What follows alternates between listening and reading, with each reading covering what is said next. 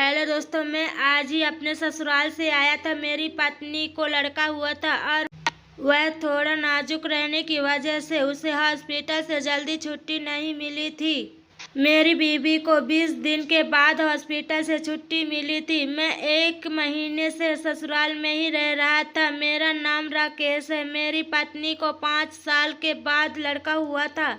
देरी से बच्चा होने की वजह से करीबन मुझे 6 महीने से ज़्यादा ही हुआ। मुझे कुछ मिला नहीं था क्योंकि बीवी को कुछ ज़्यादा ही डर लगता था, इसलिए वो सबके लिए मना करती थी।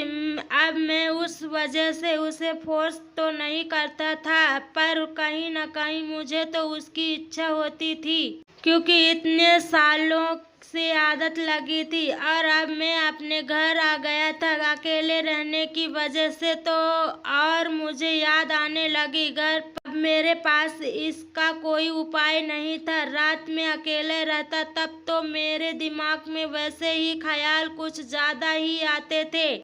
हमारे घर एक काम वाली आती थी। आज तक मैंने उसको उस नज़र से नहीं देखा था। वह दिखने में साधारण थी और हमेशा साड़ी पहनकर काम पर आती थी। मैं उसके साथ ज़्यादा बात भी नहीं करता था, पर अब बीवी मायके में रहने की वजह से मुझे बात करनी ही पड़ता था। वो मुझे साहब बोलती थी। पहले वह हमारे पास सुबह आती थी और काम करके चली जाती थी, लेकिन अभी बीवी नहीं थी तो उसे दोनों टाइम आने को बोला था क्योंकि मुझे कुछ भी बनाने नहीं आता था। वह मेरे सामने रहने की वजह से मेरा ध्यान उसकी तरफ जाने लगा था। वो अभी मुझसे बात करने लगी थी। एक दफ़ा वो बोली, साहब घर को सामान की ज़रूरत है, तो मैंने उससे पैसे दिए और उसे ही सामान लाने को बोला। दूसरे दिन वह सभी सामान ले आई और कुछ पैसे बचे वह मुझे देने लगी। फिर मैंने उसे बोला, रहने दे, तेरे पास ही पैसे। तो वो बोलने लगी, साहब ज़्यादा पैसे हैं। ये तो मैं बोला, तू इतना सामान ले आई है इसलिए रहने दे, तेरे पास। उसे इतना पैसे मिलने के बाद उसके चेहरे पर एक अलग ही खुशी दिख रही थी। धीरे धीरे हमारा बात करना बढ़ रहा था। एक बार मैंने उसे उसके घर और काम के बारे में पूछा तो वो बोली कि आपके अलावा और 2 घरों में काम करती हूँ। और पति क्या करता है? पूछने पर बोली कि वह जो काम मिले वो करता है और कभी कभार नहीं करता। तो मैंने उससे पूछा, ऐसा क्यों भला? अच्छा, एक ही काम क्यों नहीं देख लेता? वह तो बोली कि दिमाग से पागल है। इसलिए मैं बोला, फिर तुम्हें ऐसी आदमी से शादी क्यों करनी? तू दिखने में अच्छी है और समझदार भी है। तो बोली कि पहले इतना नहीं था, अब मेडिसिन नहीं होने की वजह से उसका थोड़ा बढ़ गया है। मैं उसकी तरफ देखते हुए बोला, देख, तेरी गलती ना रहते हुए भी तुझे कितना सहन करना पड़ रहा है और तुझे कितनी मेहनत करनी पड़ रही है और तुझे इससे कब आराम मिलेगा पता नहीं। तो बोली, साहब आपने तो भी मेरे सुख का सोचा नहीं। तो मेरी किसी को फिक्र नहीं, सिर्फ उन्हें अगर कुछ नहीं मिला तो बस मुझ पर चिल्लाते हैं। उसका यह बोलना मेरे दिल को लग गया था क्योंकि वह इतनी मेहनत करके बावजूद उसको कोई समझाने वाला नहीं था। लेकिन उस दिन से मेरे दिल में उसके प्रति सम्मान जागा था। अब मैं उससे और ज़्यादा बातें करने लगा था। एक दिन मैंने काम से आते वक्त खाना लेकर आया। वो आई और मुझे बोलने लगी, साहब खाने के लिए क्या बनाऊं? तो मैं बोला, कुछ भी नहीं। तो बोली, आज खाना खाकर आए हो क्या? मैंने उसे नहीं। वो बोली कि फिर आज भूखा रहने का प्लान है क्या? तो मैंने उसे बोला, मैंने बाहर से खाना लाया है इसलिए तू सिर्फ आराम कर, बाद में हम खाना खाएंगे। मेरे ऐसे कहते ही इस्माइल लेकर कहने लगी, आज आप मुझे आराम करने के लिए बोला रहे हो, नहीं तो मेरे आराम की किसी को फिक्र नहीं रहती। तो उसने बोला कि तू यहीं बैठकर टीवी देखकर फ्रेश होकर आता हूँ और उसके बाद हम खाना खाएंगे। मैं फ्रेश होकर अपना थोड़ा काम किया, फिर उसे खाना लगाने को बोला और दो प्लेट लेती आना। उसने 2 प्लेट लाई और हम खाना खाने लग गए। वो नीचे बैठी थी और मैं ऊपर, इसलिए मैं भी नीचे आकर बैठ गया और बोला, हम साथ खाना खा रहे हैं तो साथ ही नहीं बैठेंगे। इसके बाद उसने खाना खाया। वो बोली, साहब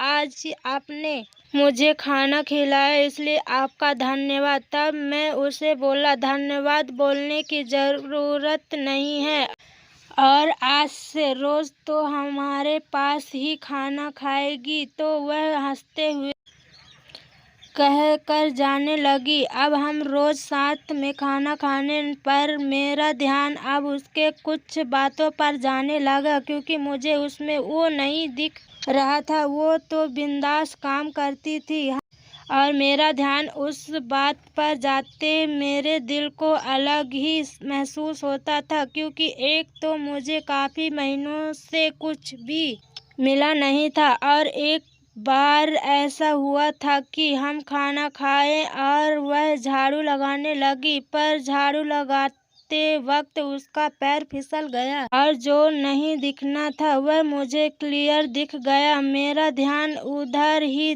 था और उसने मेरी तरफ देखा तो मैंने अपनी नज़रें दूसरी तरफ घुमाई। फिर वह खुद को ठीक करके काम करने लग गई। फिर धीरे धीरे हम दोनों ही घर में रहने से मजाक मस्ती भी करने लगी और हम दोनों एक दूसरे से खुल दिल से बातें करने लगे। पर अब मेरा ध्यान हमेशा उसकी तरफ जाता था और उसे भी अब यह बात समझ आई थी, क्योंकि उसे भी काफ़ी बातों की ज़रूरत पड़ती थी। फिर भी वह किसी को बिना बोले चुप रहती थी। एक बार को मुझे बोली, आपको मैडम की याद आती होगी ना? तो मैं बोला, आती है ना, सुबह शाम रात में हमेशा आती है, पर क्या करेंगे, अब वह अपने मायके में है और अच्छा हुआ तू है मेरे तेरे रहने से सिर्फ कुछ बातें छोड़ दे तू, मुझे ज़्यादा उसकी कमी महसूस नहीं होती। मुझे बात करके मुझे बहुत अच्छा लगता है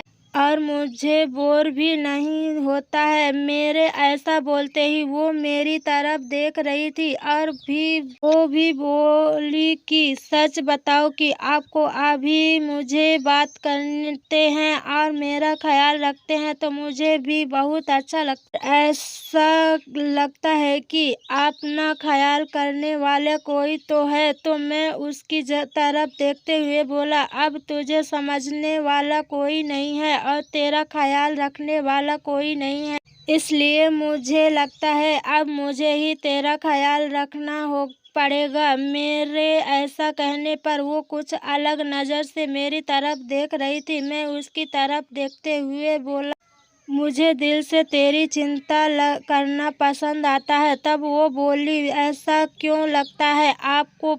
तब मैंने बोला, मुझे नहीं पता। एक बार मैंने उसे बोला, चलो आज बाहर से खाना खाकर आते हैं, तो वह बोली, ठीक है। हम बाहर से खाना खाने गए। गाड़ी पर बैठते वक्त कंधे पर हाथ रखकर बैठी थी। खाना के बाद हम वापस घर आ रहे थे तो उससे एक साड़ी की दुकान दिखी और वो बोली, कितनी अच्छी दिख रही है वो साड़ी। मैंने उसे पूछा, कौन सी? तो उसने उंगली दिखाते हुए बोली कि वो वाली। अब मैंने सीधा साड़ी की दुकान में गाड़ी रोकी। वो बोली, यहाँ क्यों रुके हैं? तब मैंने उसे बोला, अंदर चल, तुझे समझ आएगा ही। उसके बाद उसे वही साड़ी लेकर दी और उसे बोला, तुझे यह साड़ी पसंद आई है ना? वह बिना कुछ बोले मेरी तरफ देख रही थी। शायद उसे क्या बोलूं तो समझ नहीं आ रहा था। इसी तरह हमारी मजाक मस्ती चालू रहते हुए वह मेरे दिल में कहीं तो घर करने लगी और मुझे उसे बात करना पसंद आने लगा। तब अब वो अभी मुझे थोड़ा करीब आकर बातें करती थी। धीरे धीरे हमारे दिल मिलने लगे। अब वो आए तब हम साथ में बैठकर टीवी देखते थे और हर मुझे काफ़ी बातें बताने लगती थी। साहब आज घर पर ऐसा हुआ, साहब आज घर पर मेरे पति ने ऐसा किया, ऐसा बहुत सी बातें वो मुझे बताने लगी। ऐसे यह सब बातें मुझे और अच्छा लगने लगा। पर हमारे दिल में क्या है, यह एक दूसरे को समझाया था। और एक दिन वह मेरी दिलाई हुई साड़ी पहन कर आई और उसने मेकअप भी किया था। वो आई तो मैं उसकी तरफ देख ही रहा था, मेरी नज़र उस पर से हट ही नहीं रही थी। तो वो मुझे बोली, साहब क्या देख रहे हो? मैं बोला, आज तू बहुत ही खूबसूरत दिख रही है, इसलिए तेरी तरफ देख रहा हूँ। वो बोली कि रोज भी तो देखते हो और मेरा ध्यान नहीं रहा। तब वो और ज़्यादा दिख रही थी। अब उसके ना बोलने के बाद मैं उसे बोला, पसंद नहीं क्या मेरा दिखाना? और तब वो बोली कि पसंद है, नहीं आता तो कब का आपको बता देती, पसंद आता है इसलिए चुप हूँ। मैं थोड़ा करीब जाकर बोला, मतलब तू जानबूझकर कुछ दिखाकर मुझे देखने लगा? उसने हंसकर कहा। मैं गर्दन हिलाई। अब तो मुझे भी उसके दिल का पता चल गया था और मैं नज़दीक जाकर उसे अपनी तरफ खींच लिया और वो भी बिना कुछ कहे मेरी तरफ आ गई। अब हम दोनों एक दूसरे में खो गए। उसे तो बहुत ही इस बात की ज़रूरत थी और मुझे भी यह बात चाहिए थी। पहले तो हम दोनों बस एक दूसरे से चिपके रहे, उसके बाद तो सारे बदन में ज्वाला भड़क उठी और हमारी अवस्था अलग होती जा रही थी। उसका व्यवहार भी बदल रहा था और इसलिए अब सब कुछ बातें क्लियर दिख रही थी। और वैसे ही वह मुझे कुछ कर रही थी और मैं उसे उस वक्त का हर एक पल अनमोल लग रहा था। पर मेरे सामने जाने के बाद उसकी स्थिति घसरने लगी, क्योंकि उसे बहुत दिनों के बाद ये सब बातें मिल रही थी। उसका चेहरा भी देखने लायक हो गया था। धीरे धीरे सब ठीक होने लगा और उसे आनंद आने लगा। मैं भी अपने तरीके से काम कर रहा था। आज तो हम अलग ही अनुभव ले रहे थे। हमें इस बात की वजह से बहुत ही अच्छा लग रहा था। वह मुझे बोली कि जब भी तुम मेरे पास आते थे मुझे अलग ही फील होता था और हमेशा मुझे इस बात की इच्छा होती थी, लेकिन तुम्हें बता भी नहीं सकती थी। और आज ये सारी बातें हुई तो मुझे बहुत खुशी हो रही है। कहानी अच्छी लगी हो तो वीडियो को लाइक और चैनल को सब्सक्राइब करना ना भूलें। धन्यवाद।